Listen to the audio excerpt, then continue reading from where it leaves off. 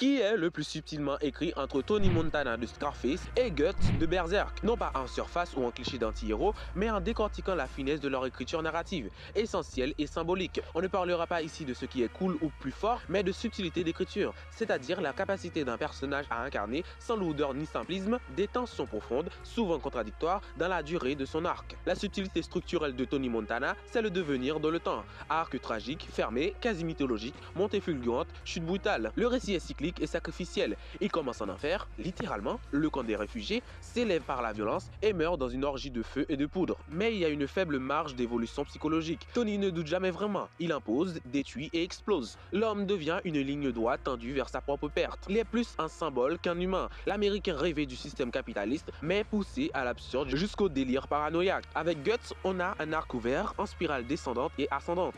Il est en transformation permanente. Orphelin, enfant soldat, mercenaire, ami, trahi, monstre, protecteur, amant, possédé et réhumanisé. Chaque phrase enrichit la précédente sans jamais la nier. La brutalité ne chasse pas la tendresse, la vengeance ne détruit pas la loyauté, la solitude ne fesse pas le besoin d'être aimé. Il porte l'histoire en lui, celle d'un homme qui lutte contre le destin, mais dont chaque cicatrice est lisible dans son corps et son silence. Là où Tony incarne une idée, Guts traverse les idées. Mais la subtilité émotionnelle de Tony fait sa force. C'est le non-dit.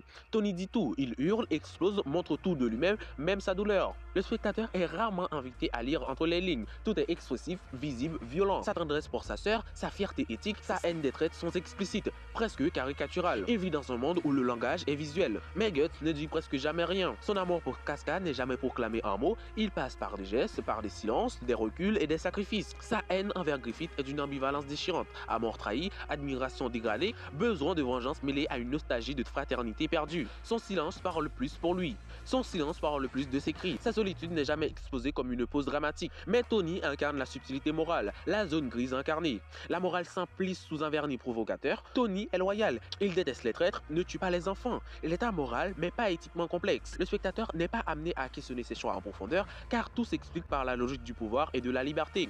Il est fascinant, mais lisible. Cependant, Guts agit parfois comme un monstre, et pourtant garde une humanité désespérée. Il tue, mutile, mais protège aussi, sauve et pleure parfois. La subtilité vient du fait que rien ne justifie ni ne condamne totalement ses actes. Il lutte contre un mal qu'il porte aussi en lui, littéralement avec l'armure du berserker. Le lecteur est complice et juge à la fois, pris entre le rejet et l'identification. Verdict, Guts est moralement ambigu sans jamais être gratuit, il incarne la complexité du vivant, là où Tony incarne celle du système. Et donc, qui est le plus subtil ici? C'est Guts, parce que c'est un personnage littéralement plus subtil, plus tragique, plus nuancé, il incarne une vivante presque organique, là où Tony incarne une explosion politique et sociale. Bref, abonne-toi à la vidéo si t'as aimé, et n'hésite pas à me dire les comparaisons que tu aimerais voir, entre Naruto ou Ichigo par exemple.